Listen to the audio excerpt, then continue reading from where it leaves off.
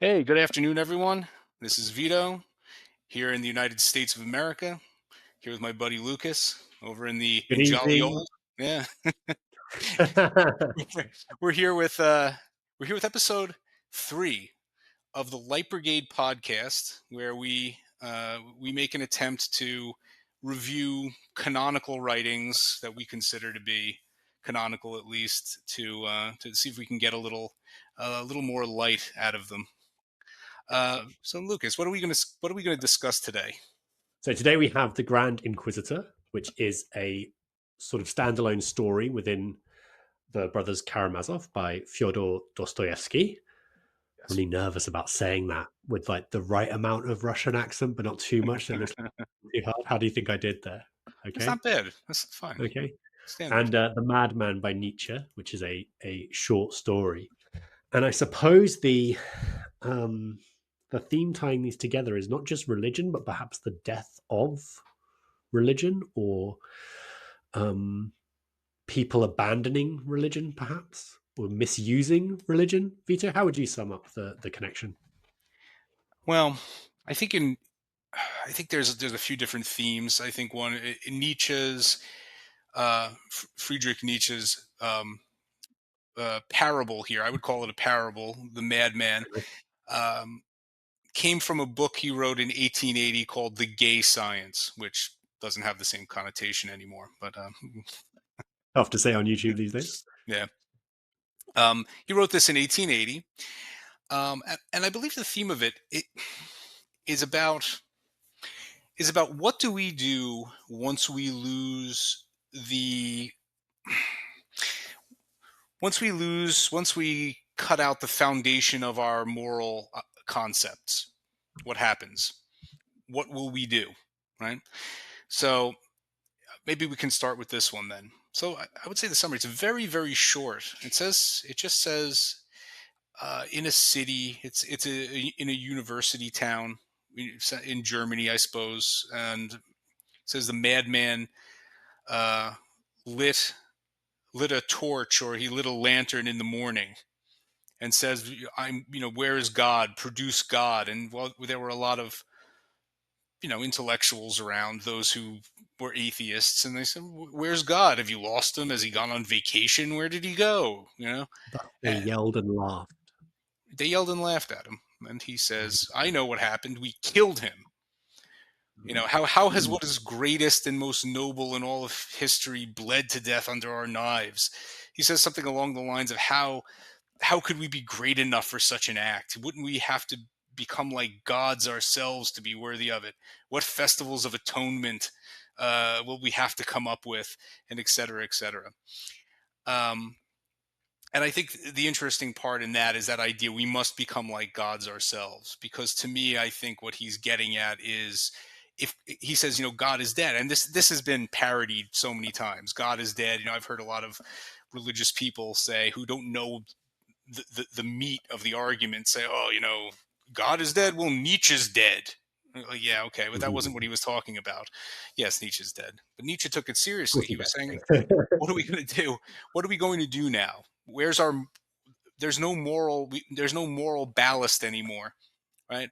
We had authority. It's a question of authority, really, right? How do we say? Why say anything is right or wrong? It just comes down to power, right? Now, Nietzsche, of course, was famous for his idea of the Ubermensch, which was an idea that came out of this, which the Superman or Overman, who was a man freed from the traditional sources of moral authority, who through his own force of will was able to give his actions moral salience just through his own will. And I think this is a really interesting and almost terrifying proposition, right? Because everybody knows these ideas were used by Hitler to justify his actions, trying to take over Europe.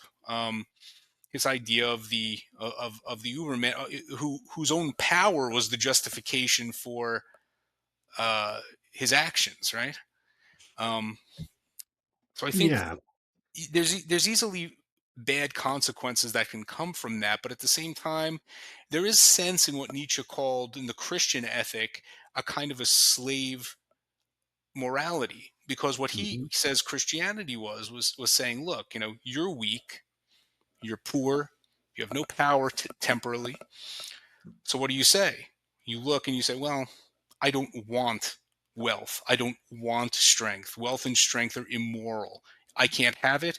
I don't want it. What I am is good, and those who are stronger and more dominant should feel ashamed of themselves because it's immoral to be strong and dominant. I think that's what he's getting at. So that's like an inversion of what would be the proper hierarchy. So So I'm interested in a lot of what you said. I think before, um, I think it's worth noting Nietzsche was a fan of Dostoevsky's, at least spoke highly of him. You said 1880. That's when The Brothers Karamazov was written, but yes, yes. 1882 is when The Madman was written. So really, Oh, kind of okay. around the same time, right? Yes. Um, but one thing I'm really interested in, I've never read Nietzsche. Right, you hear about him all the time. I think maybe I've steered away. Douglas Murray always says, you have to be very careful when you're quoting Nietzsche, probably because of Yeah. the Hitler, which Associations. is Yeah. harsh on the guy who was 60 years before Hitler and would have never have heard that name. Right. Um, but I think in the popular conception, I always had the idea that Nietzsche, I knew about his association with nihilism and the kind of abandonment of these old moral codes. But I think I always presumed he thought that was a good thing. And I read The Madman and I get the sense he's lamenting it. I know you talk about the slave morality, and I get that. I don't really get it from this story, though. Tell me, are you drawing from like a wider Nietzsche understanding, or am I Yes. I missing mean, something? I'm sort of going off of that, Yeah. right? But okay. So Mm. to remain just with the madman, right? I'm not. I'm not saying we should. I'm just saying, like, from when I read it, I got the impression like it was quite surprising to me because I always thought Nietzsche was like God is dead, and he meant it in like a really good thing. Whereas when I read this, it seems like a Well, lament. yeah. I mean, I think that there's a bit of ambiguity there.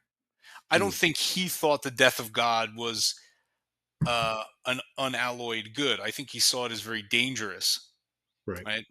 Because certainly belief in God is useful, right? It gives people a certain amount of comfort and stability. It is a restraint on powerful people, right? Of course. Now, the thing is, I don't think Nietzsche thought that a world in which the powerful were restrained by the moral claims of the weak was necessarily a good world either. Mm, yeah. I don't think he saw it that way. I think he saw it along the lines of, I mean, listen, if you're strong, then you should be strong. Now, I would make the argument that you have your stories over history, um, where you'll have your good king Wenceslaus who walks through several feet of snow, feed the hungry and the poor. And that man really was a saint. He did exist, and he Mm, did those things. So he took it seriously. He was very devout. He thought that his power was a risk to his eternal soul, and he'd better restrain himself as a result. So there certainly have been many cases where powerful people have restrained themselves thanks to the beliefs in Christianity. But I think if you look at history, the results are mixed. I think more often powerful people just did whatever they wanted and then gave lip service to caring for the weak, or to be um, submitting themselves to a higher power. That's my personal view of it. I don't. I mean, you look at many Christian monarchs. It didn't seem as if they really. Many of them did not restrain themselves as a result. no, indeed, indeed. I think is it as much a lament of the death of the Christian God as it is just any God, like any kind of unifying moral code. Because that's the point of nihilism, right? It's not that Christianity is replaced by something else and it has pros and cons. It's that it's replaced by nothing. And Yeah. are we, how equipped are we as humans to have no moral authority. Well, we're not. I mean, I don't think. I mean, there's that idea that uh, that once people, what's that quote? Once people stop believing in Christianity, they don't believe in nothing but They anything, and believe they in they everything. seek. Yeah. I mean, this we'll bring back this. We need to introduce Mm. Yeah. Dostoevsky, but there's a line in the Grand Inquisitor where this is sort of brought up, that people's desire for worship, right? To find an object of worship. There's a lot in the Madman, and there's a lot in the Grand Inquisitor that seem to be way ahead of their times, to have predicted the way life is today uh, with great accuracy. I think the part that when I first read the Madman, and the Madman says something like, uh, "I have come too soon.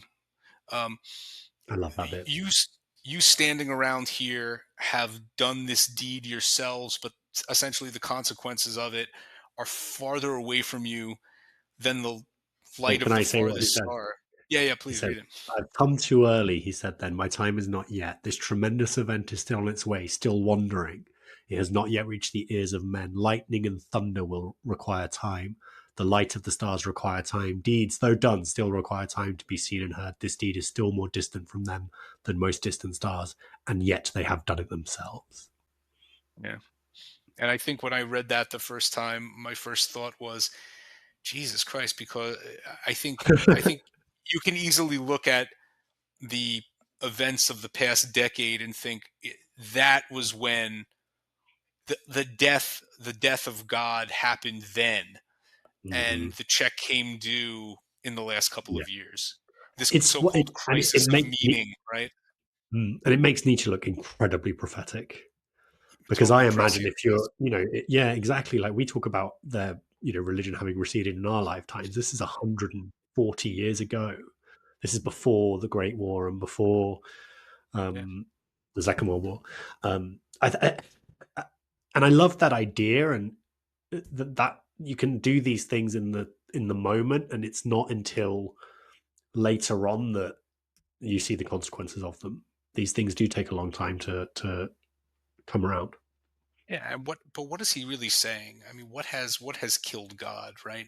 He says we've killed God, but he doesn't Uh-huh. say what method did they use to kill God. I'm just thinking off the top of my head here. I had never really considered this, but who is he speaking to? He's speaking to university intellectuals, right? So a sort of rationalism, maybe you'd call it scientific materialism, something like that. Mhm. That's what they used to kill off God. And there was always this, and you saw it, I think, even through the so-called new atheist movement. There was always this faith that if people were given factual truth, that Mm. everything would sort of take care of itself. That everything would, that all people needed to know was the truth.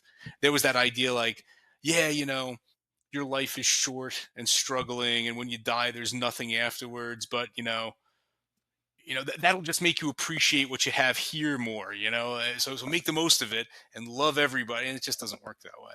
It's the classic. You can't get an ought from an is, right? Like Yeah. just because Yeah. something is a certain way doesn't mean it ought to be a certain way. Right. And I often think of these kind of kitschy slogans that you get. I've got daughters, as I know you have, and one of the little baby grows or T-shirts that you get for them when they're little is from your atheist friends will be I'm made of stardust, and this is I Yeah. know that it's not, they probably don't mean it that deeply, but I think it is an attempt of that atheistic worldview to have some kind of profundity, some kind of morality. Or a sense of And wonder, I always like, a sense of wonder and a sense of like, I don't know what that means to be made of stardust. Is it means you're magical or some, I don't know. And there's another one I always think of, which you see this on the internet all the time. There's that picture from the Voyager probe or whatever, looking back at Earth, and it says, yeah. "This is that little blue. We're all on this little blue ball. How about realizing we're all in it together or something like that. And again, you just think, what does that mean? We're all in. If people are trying to blow me up, I don't think it matters that from far away we look like a little blue Yeah. ball. But it's an attempt to use the kind of scientific is to give some kind of ought. Well, that's right, but I mean that's the idea. That's all of morality, right? We're saying Right. humans tend to be like this, but they ought to be like this. Yeah. And where does that ought come from, right? It's from our imaginations? But I think it would be more likely to say that it's actually, um, as Oliver Wendell Holmes said, it's empirical, right? As he said, the law is empirical, and it's from experience, right? So in other words, I think you could say that our morality comes from our observations of the way we are as human beings. I think that's more accurate to say. Yeah. Um, Yeah. and that Well, it there doesn't is a come natural, from there is a it kind of, doesn't come like it doesn't come from a book. You don't just look at the yeah, Bible and go, well, this is what right. God says, because Mm, we ignore a lot of stuff from the Bible, and we take as very morally serious other things. My theory is that it's actions that have a certain effect on us, we take seriously. Like, for example, like nobody thinks that anybody should go to the electric chair for speeding in their car, because there's no actual moral difference between going 65 miles an hour or 75 miles mm, an hour, right? It's more along the lines of like, are you driving unsafely within the group of cars you're within, right? If you're going 100 miles an hour and everybody else is going 65, you may be acting immorally. But there's nothing intrinsically immoral about traveling 65 miles an hour.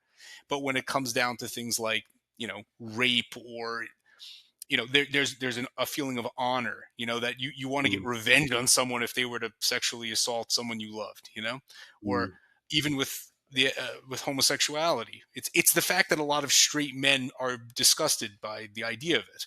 That's what makes people stick to that, and not the next verse that says don't wear clothes woven from two different kinds of fabrics, because yeah, nobody feels anything when they read that. They just go, okay.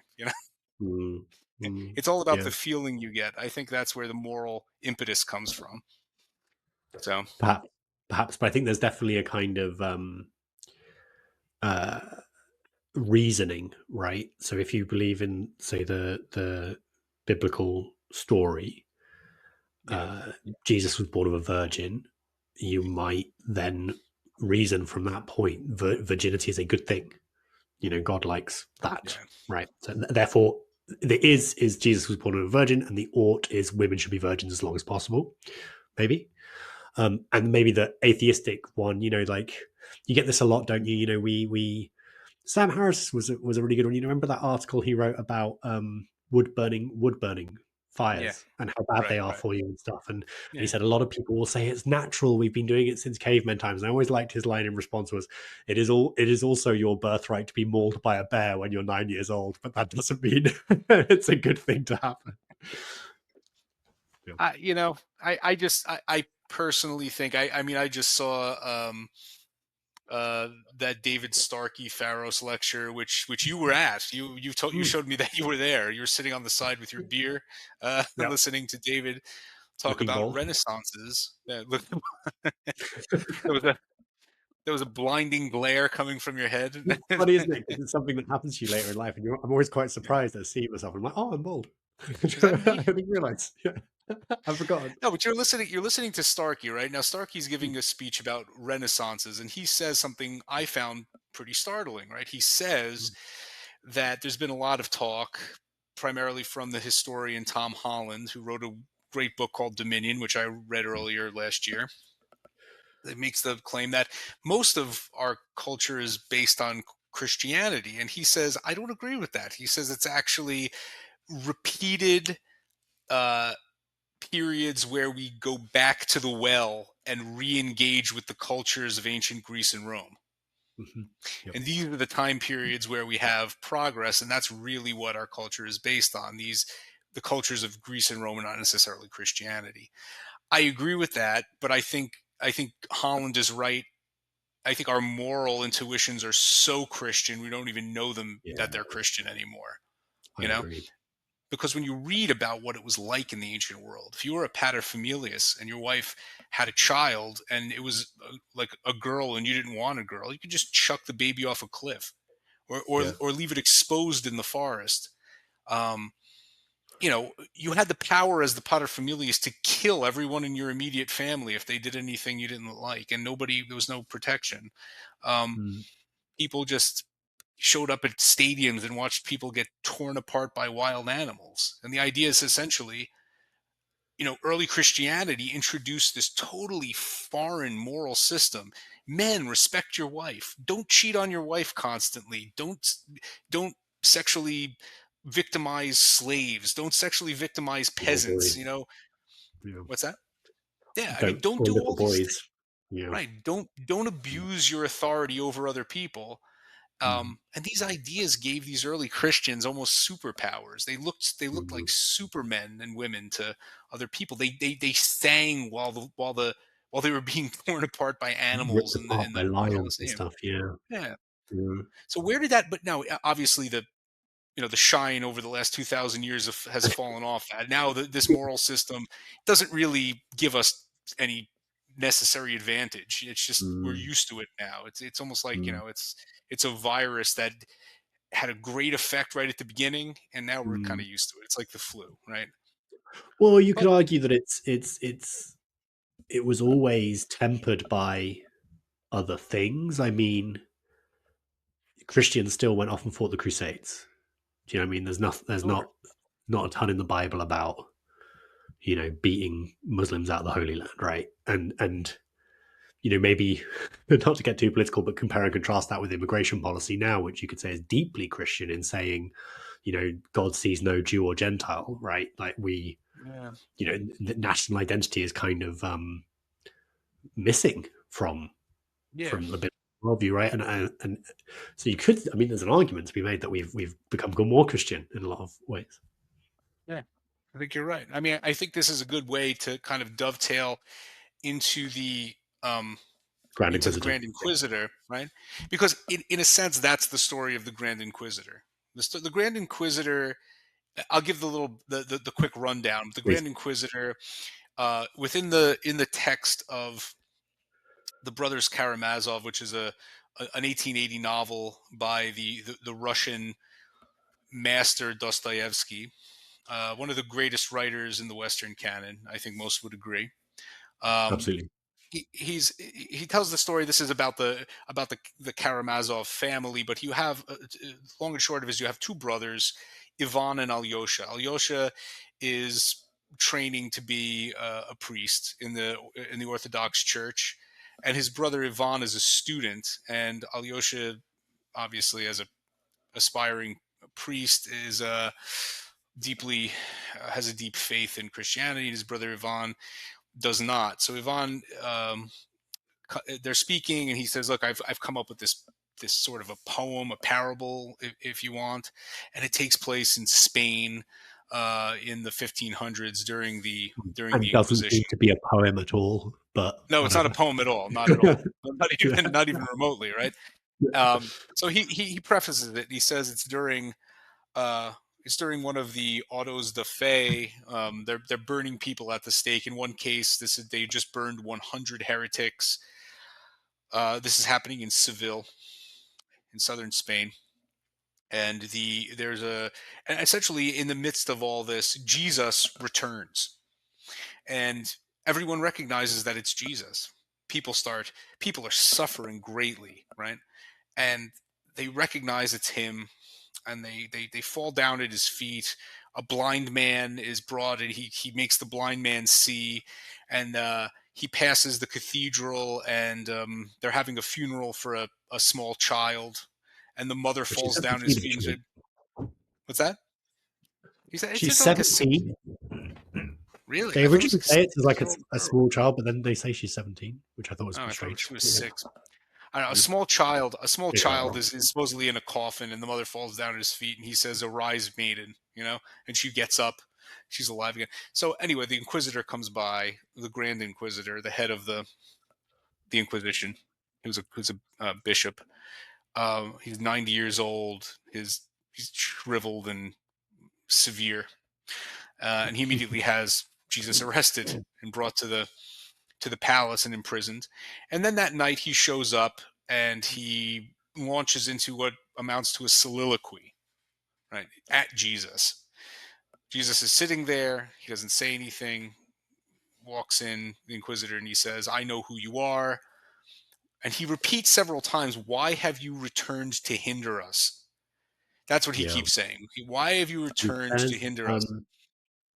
he doesn't let him speak, right? And he says, I know too well what you would say, and you have no right to add anything to that was said by you in former times. Exactly. You have no right to add anything. Hmm. Because essentially he's it's kind of explained later, but he's part of the Jesuit order, and the Jesuit order was seen as improving upon Jesus's mission. That was the idea, right? In other words, Jesus didn't really get it right. He sort of didn't have what you would call a firm grasp of human nature. He sort of was a utopian idealist. He thought that if human beings were given freedom, they would thrive. He wanted, because he knows, I guess the idea would be that love is only worthwhile if it's freely chosen and given. Mm. You can't compel love, right? So he chose to, what's the word? He leaves everything sort of vague. He doesn't give anyone any proof of anything. And essentially this is the article these articles of condemnation sort of written and spoken by the Inquisitor are framed in the terms of the who he calls the dread and wise spirit that spoke to Jesus when he was Satan. in the when he was in the desert, Satan, right? Mhm. And he says these there were three questions that were put to Jesus by Satan when he was tempted in the desert. These questions were so profound they couldn't have been reproduced by the wisest men on earth. They foreshadowed the entire history of humankind. And he says the three questions were, he says to Jesus, "Take stones and turn them to bread." I guess they're not really questions, but they says, look, he's like, turn them into bread, and Jesus says no. He says, "Man does not live by bread alone." He says, "But if Mm. you would have given them bread, they need miracle, they need mystery, right? The miracle, if you could have given them sustenance, they would have followed you. You would have, by doing the miracle, you would have left no doubt that you were actually the Son of God. And a third thing could have been accomplished. Everyone would have known that you were God. So you could have eliminated Doubt. Yeah. sectarianism. Everyone Mm. could have worshiped you because you would have given them a sign, right? And you would have eliminated doubt, right? And Right. End this doubt, this end this this suffering, burden of faith that he's the left us burden with. of faith. Right. And he Mm. says, well, that's the second thing. He says, throw yourself from the top of the temple and you'll Mm. be borne up by the angels. You'll be caught by the angels so that you will not bruise yourself. But you said, he says, no, I can't tempt God. It says God is not tempted, yeah, or Mm. mocked. I forget the actual wording. He says Everything. you shouldn't test God. Right. And he says, so that would have been another thing. That would have been a miracle that would have shown everybody exactly who you were. And then third, Jesus was offered control over all the kingdoms of this world. So he was offered political power. He was offered dominion over everything. And he turned that down too. Mhm. He said, because you turned all three of these things down, you condemned mankind. Mankind is weak. Mankind, please go ahead. Well, sorry, yeah, just to butt in because you mentioned so it's miracle, mystery, and then the last one, that dominion over all the kingdoms, is unity, which is also Right. something humans crave. The Yeah. idea that other people are doing the wrong thing is maddening to us. It must be to, Exactly. right? Yeah. Right, right. Everybody should have to worship. Everybody wants universalism. I think this Mm. is once again prescient. There's a lot of things Mm. that he says that have come to pass today. I mean, for one thing, you could say once again, not to get too political, there is a certain universalism. There's a certain Ah, what's the word I'm looking for? Like a certain rationalization of every. He says in one portion, they will say that there is no such thing as sin and there's no such thing as wrongdoing. There is only hunger. And when you Yeah. think about that, you think, nowadays we tend to say, well, we medicalize everything. A person does something, oh, he's mentally ill, or Yeah. or Yeah. what's all even all the movies that our kids watch, Wicked, or you can name all of them. The story is always the same. There is nobody who is intrinsically bad. They're just Yeah. misunderstood by a Yep. judgmental society, Mhm. right? No one is bad. Nobody wants to be bad. No one wants to victimize other people, right? It's Uh-huh. all just misunderstanding. So Mm. that's sort of foreshadowed. The unity, the desire to create a single entity, right? I could say that's been the goal of political Every empire. managerialists. Ever. Yeah, And still managerialists deal with from today, that's right. Yeah, yeah. absolutely. Yeah. So I mean, you have that. They said you could have. He said eventually ages will go by and the church will go back underground and will survive in the catacombs, and then they'll eventually science and rationality will drive them basically up against the wall till they seek us out underground and say, please come back, please enslave us, just take away, free our Mm. consciences, right? And give us bread. Feed us, Feed us. right? Yeah. he said Yeah. he said you wouldn't give them the earthly bread because you wanted them to have the heavenly bread. He goes, Uh-huh. only the strongest could turn down the earthly bread and hold out for the heavenly bread. So what are you doing? There are thousands of millions who you seemingly don't care about. You only care about the elect, the strongest. The couple of 100,000 people who are Mhm. able to live incredibly austere lives. And Uh, you're tormenting everyone else. right. And what about everyone else? Mhm. He says, well, I Well, he have says, yeah, lived like that. Yeah. that's the sort of 10, there's maybe 10,000 of them, but there are hundreds of thousands, millions who can't and won't do that. And So what about yeah. them? So Mm. is everything just for the strong? He goes, well, I'm the strong. I too have lived in the wilderness, and I too have survived off of locusts and honey. I done everything. I tried to become one of your elect, and then one day I realized, what's all this for? What about all the other people? It's not. It's not good. So he's like, essentially, the idea is, he said, why? What's the good of becoming one of the elect Yeah. when such a high proportion of people are just tossed aside by this Yeah. system? What about their happiness? So he says, I'm taking the truth We, onto mm, myself, and mm. for their own happiness, I will entice them with the promise of an eternal reward. In other Well, he words, says, heaven and eternity. we will give them the bread. We will Yes. give them the miracle, the eternal life, Yeah. even if most of them won't get it. Well, the And we will promise of give eternal them life. the promise of the eternal life, and we will give them the unity. But he Yeah. says, we've started this 700 years ago or whatever. Yeah. We're still working on it. We're not there yet. Well, he says, well, what does he say? He says, he goes, you turn down the offerings of the Mm. great and wise dread spirit, but we took him up on it. Yeah, We'll take that's the it. power, and Yeah, we'll do we it. need the power to be able to do what we need to do. He goes, we know it's all a lie. What does he say? He says, it's such a great line. It's almost chilling. He says, for their own happiness, we will entice them with the promise of an eternal reward of heaven and eternity. He goes, but uh, even if there was something in the next world, he goes, and they'll die, and happily and faithfully they'll fall asleep, and on the other side they'll find nothing, only death. But if there was such a thing, and there was something in the other world, it would certainly not be for those such as them, right? It wouldn't be for those losers and nobodies. It would be for the elect. It would be for people Yeah. like me. So Mhm. to me, But we I can think stop what their he's misery here now.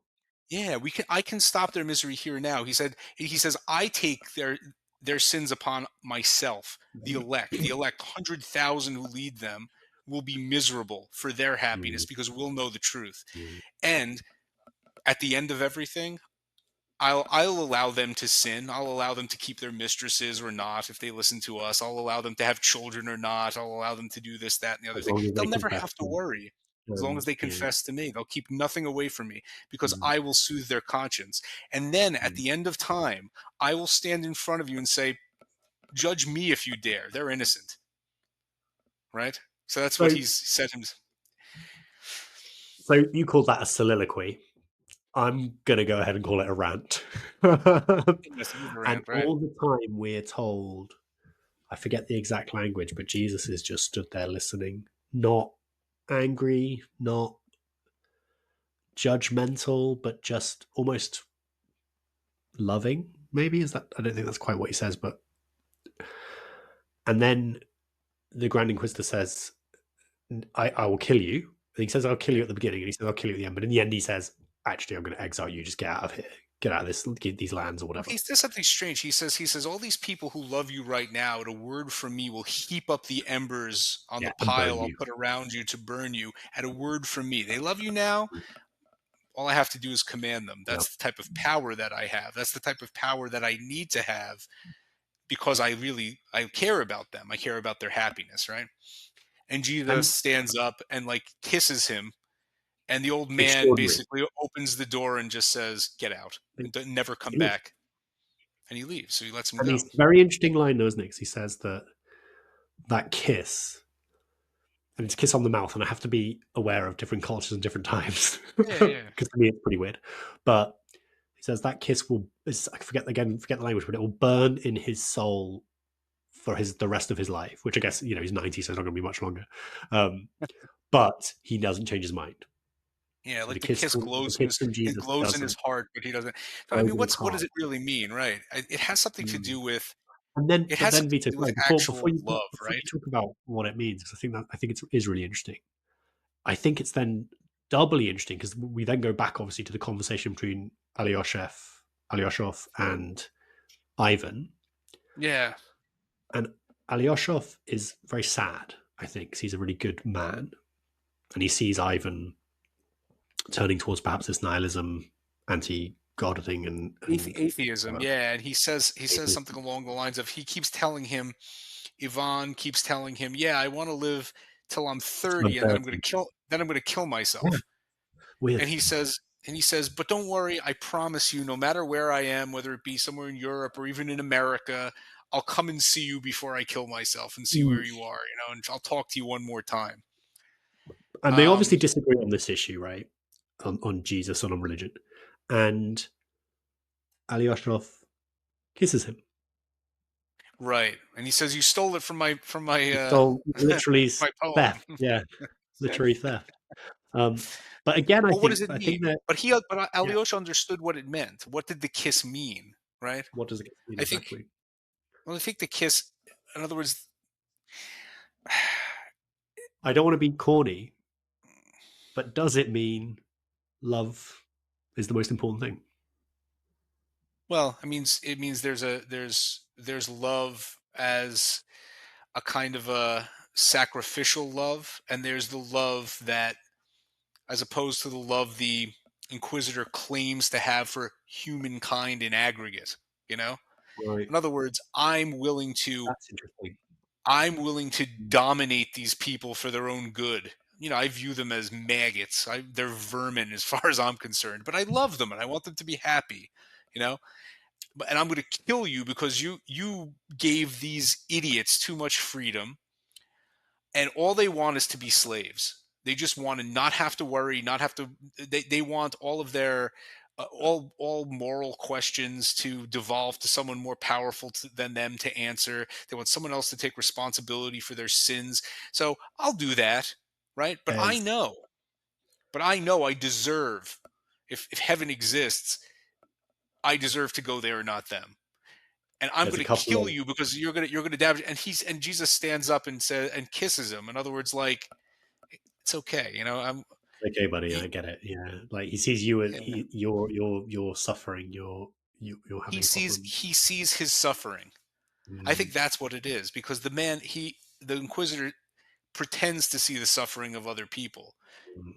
It's the same in every dare I it's essentially the kernel of totalitarianism. I think this foresaw what was going to Can happen to we Russia in a sense. Yeah. can we come back to that? 'Cause I think that's really interesting. Yeah. Yeah, sure. But before we do, for me, that's what's very powerful about the kiss is that you have um, it's quite hard to read because there's no paragraph breaks in this rant from the Grand Inquisitor. He's obviously angry. He's repeating himself in the way anyone rants. It's all over the place, and you kind of get his venom and his self justification, right, and his anger Yeah, at God. And there is something very powerful about that being answered with a kiss. Jesus doesn't yeah, say a word. He doesn't, and there's that. He doesn't argue with him. He loves him, and yeah, I wonder if Dostoevsky is trying to say he's a bit skeptical of rational argument, even, right, and words yeah, and justifications, because maybe he sees it all as ad hoc reasoning, and that what matters is what's in your heart and how you feel about other people. yeah. Maybe I'm Because reading too that's, much. I mean, I think that's right. I think the idea is that Jesus stands for, in other words, the idea is that he gave people this freedom that they suffer with because the um because the because it's about love. It's about love freely given, right? Is that, Mm. and that is not it's an end in itself. It's not, what's the word I'm looking for? It's not, I can't think of the word. I'm sorry, but it's not it's not a thing through which a greater achievement is supposed to be I see. achieved. It's You not know a what I'm means. saying? Mm. Right. Yeah. It's not a means, it's the end in itself. Mm. So I think that's really what it comes down to. I mean, it's very obvious that people are suffering, and the world is not a particularly great place. And you can, if you were to see the guy who set it all up, maybe you'd want to give him a piece of your mind. You Yeah. call this love? What does that do for me? You I know? forget who it was, but it Why was didn't you give very. me some? Why don't you give me some food? Teach us how to turn rocks into bread, for Christ's sakes. There are people starving. Yeah. I think that, I and I think forget. that's what a lot of people today do, right? They would say, the world's a terrible place. The world is, there's so much suffering. How do I wrap my head around it? And I don't know if there's it really was. no answer. If it was Robert De Niro or one of those actors where they had that standard interview questions where someone said to him, you get to the pearly gates, you see God, what do you Yeah, say? And he says he's got a lot of explaining to do. yeah, Um, so I think that there's something there. So, but one thing I wanted to touch on that you said earlier is you said totalitarianism, and yeah, I, in the very few notes I made while I was reading it, I just wrote in the margin recipe for totalitarianism. yeah. And Right. it's that idea of, a few of the lines here. I tell you, man has no preoccupation more nagging than to find the person whom that unhappy creature may surrender the gift of freedom with which he was born. And there is nothing more seductive for man than the freedom of his conscience, but there is nothing more tormenting for him either. And I think a big part of totalitarianism or authoritarianism, even, is this belief that people just can't handle things themselves and they need Yeah, the better amongst us to tell them what to do, even if that means lying, even if that means manipulating. And I think I've often been in conversations with people who I love and respect and found that they think this. yeah, And I've always found it very difficult, um, because once you have that assumption that a lot of things can follow from that logically, yeah. is it But right? Is it true? We it, know there are people like it's that one of amongst us.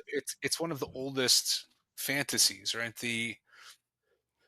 Going back to Plato, right? The philosopher king, right? Mm, Oh, that's what we want. We want a wise, an all wise wise leader. man to who will take Mhm. care of everything for us.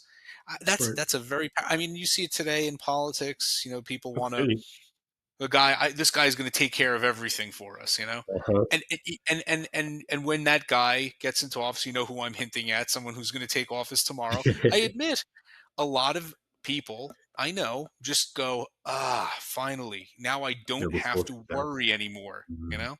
Now, Yep. of course, that's that's not the case. There's nobody who can do that, right? There's nobody who Right. can be the scapegoat, the perfect scapegoat for all of your all of our misdeeds, all of our poor decision making, our sinfulness. I don't know what word to use. I'm a little hesitant to use that word, but yeah, Hmm. we haven't done the right thing. I think that's at the Loaded. core of Roger Scruton's conservatism, right? We like Roger Scruton. You and I have spoken about him Mm. before. It's this idea that yeah, we fucked up.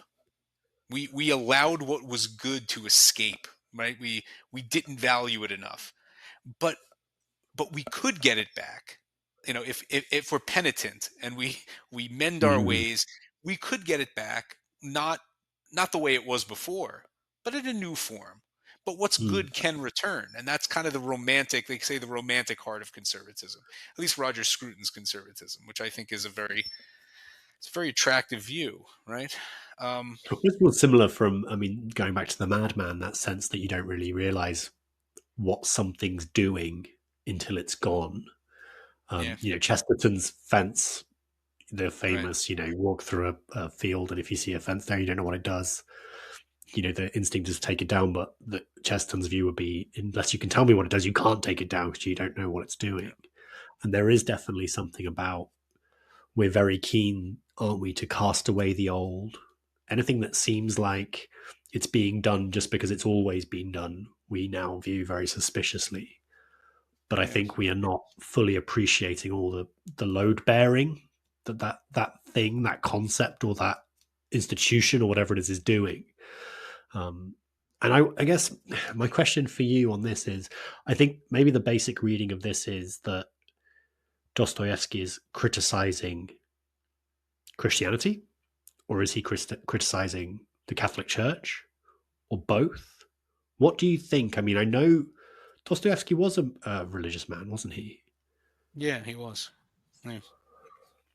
Because when Dostoevsky I was a looked this up religious for a man. little bit of, sorry, when I looked this up for a little bit of research beforehand, everything I saw, like in the little synopsis of it, was like the famous criticism of religion, and I found that I don't. interesting. I mean, I think that's a very literal reading of it. I don't think he's Yeah. necessarily criticizing religion insofar as he's offering.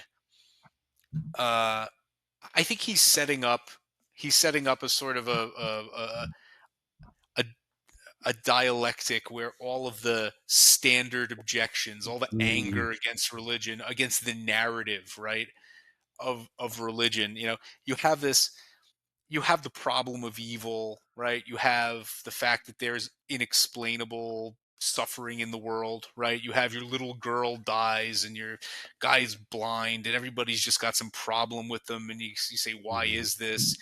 And religion offers an answer, but it's not a Mhm. very convincing answer. What it does is essentially rationalizes suffering because there's a transcendental realm that where everything's going to be made better again if you can just make it through this, and you bear your Right. suffering, Yeah, yeah. and your symbol is going to be the cross with the crucified Christ on it. That'll be your symbol to lead you through it. He suffered for you, and he's going to show you that this is the type of world where even God comes here and he gets nailed up. So you're not going to get off easy, but there's something behind. There's some meaning behind it. I think what the concern is in both Dostoevsky and Nietzsche is what happens when you lose that narrative, right? Why go through the suffering? Yeah. Well, once you lose the narrative, you can react like the Grand Inquisitor does. We can make everything as comfortable as possible for people here on earth, right? As long as Mm. some of us are willing to stare into the void, we can keep all of the innocent millions and thousands of millions behind us. They don't have to look into the void. They'll go in the void. That's okay. Yeah. I think the part they leave out is that in practice, we've seen what happened. And the people who consider themselves the elect are not usually happy to simply sacrifice themselves for the good of the poor and the Yeah. ignorant or whatever. They want the power for themselves. So I think that shines through there. It's like, look, you want the power for yourself, right? That's what it is. It's not that you care about these people. I don't necessarily believe that you care about all these poor and weak people. That's your motivation. It's because you want to put yourself, Yeah, yeah, you yeah. want to stand up and tell God to his face, I'm better than you. You made a mistake. I'm righting the wrong you did. You created a world with suffering. I'm correcting it. If I get something out of it, my motivation is whatever it may be. And I Yeah. think that's what it is. People are not. I don't think Dostoevsky buys that. I think No, I you're not agree. supposed to buy it either. I think the kiss is basically Jesus saying, His "Man, response. Yeah. what's your motivation? My motivation is love. Your I, motivation is what? yeah, Power." that's interesting.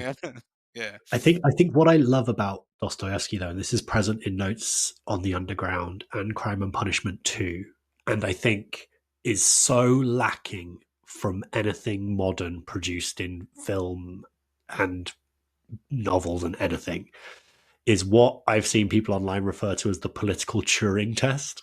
The Turing test is like if you can, yeah. a machine convince you it's human if you're talking to it. Right. But the political Turing test is can you, if you're a liberal in American parlance, can you speak to a fellow liberal and sorry, if you're liberal, can you speak to a conservative and understand and Yeah. articulate that conservative viewpoint? And it's stunning how little people can do that in our modern era. Um, I think Well, it's usually, very usually much it's the other way around. Usually, what they say is that the conservatives can very easily understand. Yeah, understand the motivations of the liberal, but the liberal can't right. understand the motivations of the conservative. It's Which is always something how you about, get things like, oh, they just hate women, or they just hate yeah, these kind of things. And it's like I sometimes want to ask, like, do you really think that's how they would articulate it? Um, right, but what's so wonderful about Dostoevsky is, I think you're right. I think in Crime and Punishment, he's attacking utilitarianism, yeah, and in Notes on the Underground, attacking quite a lot of things, nihilism, I think possibly, um, and he articulates it so well, logically and emotionally, that you can kind of find yourself going, "Yeah, I yeah. get it. I I can mean, see why someone would think this." when you read the Grand Inquisitor, I don't know about you. When I'm reading it, I find myself nodding along and going, "Yeah, Absolutely. yeah." I mean, you couldn't have Yeah. done. You were you're God, and you were constrained by what you allowed all of this because you wanted, love to be free and And I think unforced. That's the whole is thing. there a hint of like you Yeah, narcissistic man, like yeah, it wasn't yeah, enough for them to love you. They had to like choose it in some. You had to set tests yeah. for them Right, to right, right, decide they right. loved you. Like, come on, yeah. Yeah, I mean, and that's the thing, and when as there's interpolations there where Alyosha is talking to Ivan, and he's saying like, I don't believe this. How many people like this could there be? And Ivan says, for this to be comprehensible, all that has to happen is there's one guy like this every 100 years that makes his way into the Vatican or becomes a bishop or something like that. A Hmm. person who spends his whole life trying to become as holy as possible and then goes, well, why should I do this, like, when there's all this over here? Now of course there is that narcissism of being not only right, like he would look at Jesus and say, you narcissist, why couldn't you have just spared everyone this? This Yeah. doesn't seem like a good enough reason to put generations, back time immemorial through this torture, right, of doubt and suffering and Hmm. moral confusion and sectarianism and division. Why couldn't you have just shown them what the truth was? Just stand up in front of everybody, throw yourself off the temple, let the angels bear you up. They'll know who you are. Hmm. Feed them, take Hmm. power over the government. You're God. Everything will be good for them, but you don't want Yeah. that. But at the Yeah. same time, the person who's saying it, you're supposed to look at that, the Inquisitor, and say, well, aren't you a bit narcissistic too, man? Yeah. Aren't you? Absolutely. How dare you stand up and tell God that you could improve on things? But all of us know that, because all of us are nodding along with the Inquisitor. So you're just as bad Uh-huh. as him. You're going, he's right. I mean, life, Yep. isn't he right? On some of the points he makes, maybe we don't want to deep dive into them too much, but one that I've been thinking about since I read it this morning, um, because I think it's a very interesting question, is the question of freedom and if we want it. The Grand Inquisitor is very clear that we think we want it. It's terrible for us. We don't actually want it. We will surrender our free will to the first person who will feed us and tell us what's right and wrong. Yeah. What do you think? Well, What do you think? isn't that the I think idea? Well, I especially mean, in I would your say this country, is, right? You talk about freedom all the time. Freedom's this great thing. Freedom's amazing. Freedom's this. Freedom's yeah, that. And I think we use the word so much we've kind of forgotten what it means. I often think about that Christopher Hitchens, back to the New Atheist, right? He used to always say one of the reasons he could never go for religion, even if it was true, it means every religious person obviously wants to be a serf. Like you're going to say yeah, this thing, this person, this creator is everywhere and always right. Like yeah, there's no, where are all the democratic norms of where's my court of appeals? Like what are my rights yeah, yeah, against yeah, his yeah, yeah. power? Right, Right, that kind of right. thing. And I always did sympathize with that, I have to say. I But do too. Yeah, I think as I've got older, I think I've realized that actually I don't think most people want that burden of freedom. I think most people do want to be told yeah. what's, I mean, maybe that's I'm why wrong. people seek. I think that's why we all. I mean, I found in my own life, we seek people seek out sources of authority, right? In other words, that's why people will often spend their own time in the wilderness, right? Like we go, maybe you're raised religious like I was, and then you go through high school and you hit college and you go, this is a bunch of Yeah, bullshit. And then you go, I don't need this. I can do whatever I want. And it's much better this way. I don't have to worry about everything I do. Not every one of my actions has an eternal consequence to it. It's just, I make mistakes and then I do better the next time or I don't. Who cares? right. And then at a certain point, you hit a point, usually sometime in middle age, where you go, holy shit, this can't be all there is, right? They can't be, right? There's got to be something else. And then maybe you go back and you review again, and maybe it's convincing to you this time, maybe it's not. I found, you got to be careful because maybe your desire for it to be to have that, let's say moral ballast, maybe you want it there, um, because you need it, but it doesn't. Right, so maybe you reapproach it for that purpose, and but then you have to watch out if you're going to, you have to avoid self delusion, I guess, right? You don't Mm. want to believe something because it's useful to you. At least I don't. I want to see I want the truth, right? And it So is a anyway, real burden. It is a real burden to it decide is. what's right and Yes. wrong.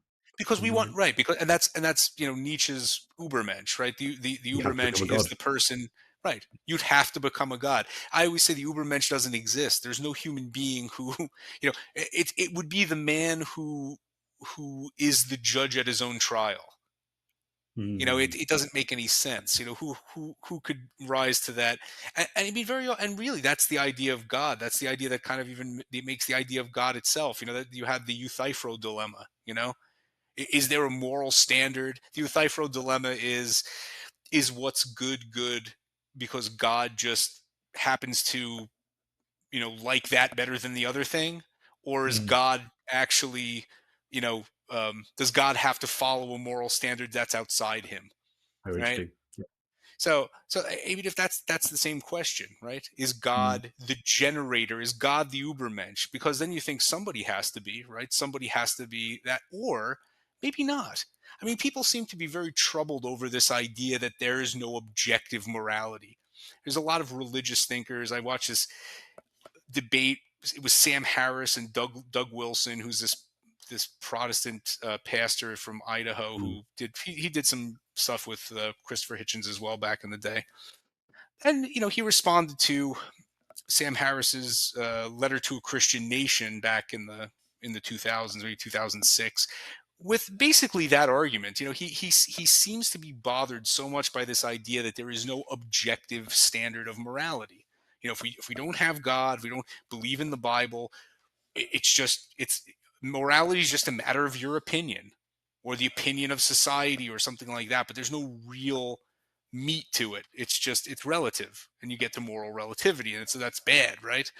But it does seem to be kind of the case. I mean, it's more complicated than that, of course. I think it has to do, like I said before, with empiricism. What we consider moral is about what we observe about ourselves. How do we react to certain things? Our morality seems to be based around that more than a Yeah. pure normative layer. Things ought to be this way. Mm. I think it's a bit of an interplay But between. there definitely isn't there. I mean, I think this is what I think postmodernism is right about this, that Yeah, actually a lot of this is cultural. A lot of this, maybe even most of it, is cultural. And back to the Tom Holland thing, I struggle to think of anything more horrifying than leaving a newborn baby out to be, literally left to the wolves because it's not the sex that I wanted. Right. Um, I mean, if the kid yet, was lucky, then he'd get picked up by like a brothel owner, and then the kid would be raised in the yeah, brothel. Yeah. and yet there is a society that precedes ours and from which we got a lot of our progress and culture and everything from, that thought that was perfectly normal. And that is because, again, back to the is and ought and to new atheism. I remember at the time there was a lot of attempts to construct what I consider to be modern liberal morality out of evolution. Right. I Yeah. remember reading a lot about how if you've got chimps and you give one chimp a chocolate biscuit and don't give the other one will literally rip your arms off because of the unfairness of the situation. Which Yeah. was to like to just point, equality is really baked into us through evolution. And maybe that's true. Yeah. Maybe some of it is baked into us through evolution, like loving your children or something. But I mean, even that, there are extreme diversions across cultures with what you would, well, like leaving them out to wolves, right? So, Yeah. so many things that we think are just natural and everyone must think that. It's because we're so steeped in our certain culture and our way of thinking.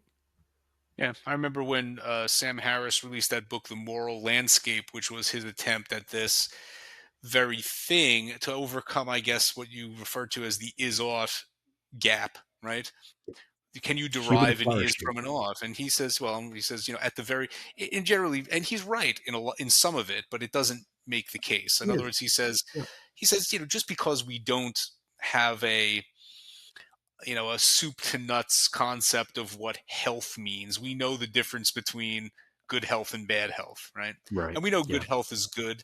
We know mm, feeling good is better than being in pain, and right. It's I mean that's what I'm saying. There's this empirical sense to it. We have experience of this, right? mm, Suffering is bad, pain is bad. We know what pain is, right? Enjoyment, there's different degrees of enjoyment. There's different degrees of pain, but when you're in pain. Maybe you're not yeah, sure if you're enjoying yourself or not, but when you're in pain. yeah, When you're suffering. yeah. So I think that's what that comes down to. But I still think you can't. We're sort of troubled by the idea that we have these normative convictions that we can't objectively force on other people. I think that's really what it comes Right. down to. People are Yeah. like, I feel very, very strongly We that want this is unity. wrong. Me too. But right, it's back to the universalism. You can't Yeah. do that. Why should you be able to do that? We see Mm, this in everything. And politically, this fights about particularly abortion in my country, right? mhm. Some people believe abortion is murder. Some people have some other rationalization about it. If you believe murder is wrong, it's wrong for me to, walk over to my neighbor's house and shoot him, but my wife can kill his baby if we don't want it. And it goes on and It's on. wrong for Some you to people, do that, Vito, but it is very American. So, yeah, well, hey, there's this thing. yeah, we know. So, so to kind of wrap it up, right? We have these two works, right? In the Madman, I think you get this profound sense of unease about the death of moral authority, right? We lost the narrative. Jordan Peterson, we make fun of him all the time. We've lost the narrative substructure of the blah blah blah blah. But in a certain sense, yeah, that's kind of what Nietzsche's getting at, right? Yep. How do we how do we anchor our morality? What's the foundation of our moral sentiments? Who do we say? What's the how do you why do you even use the words right or wrong? How if it's just a matter of your opinion or my opinion, this guy Yeah. wronged me according to whom? So there is that sense, right? Who's going to Yeah. take up that? Who's going to put that? Who's going to put that burden onto them? You need man gods. That's why he says in the Madman, whoever's born after this will be born to a higher age or something like that than everyone who came before. Yeah. Because they're basically going, he's saying, yeah, you're kind of screwed. You're going to be thrown into a world uh, where you don't get these answers. You don't get these easy answers anymore. You don't get to say because God said so. God's not here anymore. Good luck. You better Which be I guess strong enough to gives us to our to, to justify yourself. which gives us our big question, the meaning crisis, which we Yeah. becoming a theme of the podcast. Is that what we're experiencing now? That people are having to come up with their own story, and that's a lot to ask of everybody. Yeah. I mean, we've talked about this before, the kind of the reemergence in a certain limited sense of what people have called political Christianity. You have Mm. former new Ion atheists like Hirsi. Ayan Hirsi Ali saying she's Mm. now Christian, but her explanation for why is because she feels that there has to be a countervailing force that's strong enough to protect the West, and this was the West's traditional, Christendom. sword and shield, Mm. and Yeah. we've often said, I mean, can you believe a proposition like Christianity just because you think it's going to help you? You know, I'm not sure. I don't know if it's available to us anymore. We can't come up with a new thing. You know, we can't come up with something and then believe it because it's good for us, right? It has to be true. So what do we have available to us? Not much. There's the Yeah. fear. Which we've covered a lot, right? Because I think we're both in similar places on this. I do think there is. I think it's quite possible that my liberal scientific view of the world is purely because I was raised in it. Um, but nevertheless, I was raised in it. And that makes it Yeah. incredibly hard to adopt another one. I'm always deeply suspicious of, you know, white English men from the home counties who claim to be Buddhists, or Oh, of I think course. if you weren't born and brought up in that tradition, you can never really believe or understand it. Um, and I think that's the Yeah. position we're leaving a lot of people in. You can say throw open the churches and try to recruit and all of these kinds of things, but I think probably is something that has to be in you from birth. Right. And I think the problem is the past however many, 500 years of, so-called enlightenment Chipping away philosophy at it. has Yeah. basically has saddled us with this heavy burden of a very strict kind of scientific materialism where we think there's this duality where Mm, either everything is either A, a physical fact, or B, some arbitrary mental construct, right? And there's mm, no middle ground in there. Those are the only two things there could be. Either mhm, everything's a physical fact. If you have an experience, it has to be, demonstrated through through the rubric of A, right? It has to be proved to be a physical fact, or it's just some arbitrary mental thing you hallucinated and that's it. And we're okay with that. There's no mystery anymore. Everybody's just okay with that. They go, yeah, okay. You know, like I always say, I saw, John Cleese chaired this thing with these medical professionals who see yep. near death experiences all the Mm, time. People see their dead relatives. Where are these relatives coming from? And people are able to sort of, that's not really by location, but people are flatlining on a table. They're brought back. They accurately describe some conversation that mm, happened in the next room. So it's a lot of stuff where you go, what's that? And people, nah, it's the yeah. brain's releasing chemicals. Yeah, how exactly is that happening? So my thing is, I'm not sure what that is, but I Mm, see a lot of people who are dyed in the wool materialists who are willing to poo poo that and just go, who cares? It's a bunch of bullshit. They're hallucinating. Okay. I mean, if that's your view of the world and you're not even curious about what happens to you after you die, right? It seems a little, that's not me. Like, I want to know what happens. I'm interested in this. If there's anything to be interested in, it's got to be that, right? but there are more things in heaven and earth, and yeah, I I think both Dostoevsky and Nietzsche they leave you thinking because what they do in these two pieces is lay out the problem and then leave it with you. They offer you no Right. no solutions, and I Right. So what does think Dostoevsky say? What does he say? He says, I mean, maybe he's saying the answer is sacrificial love because you follow Jesus anyway. Yeah, it's very easy to complain, but Mhm, maybe it's just as simple as understanding that as a human being, your will to power, you may rationalize it as love for humanity in aggregate. The hard part is loving the person in front of you, right? yeah. The hard part is loving the person in front of you when they're, you know, ranting with spittle going everywhere Yeah, and absolutely. saying, "You look, well, look what you did." No, but that's it. We're all in that same position, and maybe that's the Yeah. highest thing we can hope for. And be careful abandoning it, because to take us full circle with Nietzsche and Hitler, that was Hitler's first Western leader to fully repudiate Christianity, and the last shall become first and the first shall become last. He said, no, it's Darwinian. It's the strongest survive, and my people are the strongest. Let's go.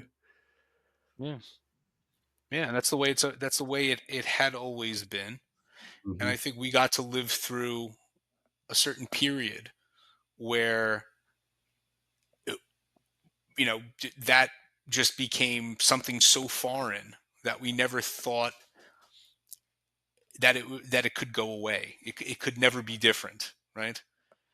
But I think we have to be careful. I think the message is right. Be careful because it can change. It can go back to Hmm. the natural hierarchy of history, which is the elect up here, the 100,000, and the thousands of millions over here, right?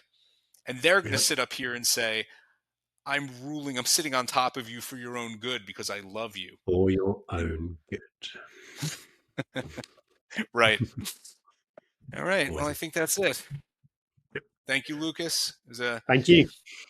highly, Next time. highly entertaining conversation, and we'll see you. We'll do it again next month with another book or a couple of books, which we'll determine later. Thank you, Absolutely. everyone. Whoever's listening, have a good night. Take it easy, Lucas.